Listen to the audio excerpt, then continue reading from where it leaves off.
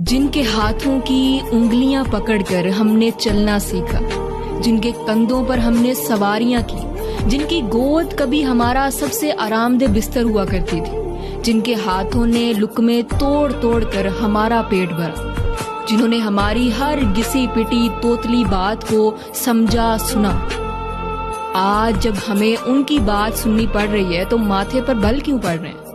آج جب انہی انگلیوں کو پکڑ کر ہمیں ان کو چلانا پڑ رہا ہے تو آوازیں اونچی کیوں ہو رہی ہیں؟ آج جب اسی جسم کو اٹھانا پڑ رہا ہے تو زبان کی مٹھاس کڑواہٹ میں کیوں بدل رہی ہے؟ کیا یہ اکتاہٹ اور بیزاری اس لیے ہے کہ ہم پر کبھی بڑھاپا نہیں آنا، یا پھر اس لیے کہ ہم نے کبھی ماں باپ نہیں بننا؟ سوچے، کیونکہ قرآن میں کم از کم 4 مرتبہ جہاں جہاں توحید کا ذکر آیا ہے، ساتھ ہی اللہ نے کہا ہے کہ اپنے والدین کے ساتھ اس نے سلوک کرو، وبالوالدین احسان۔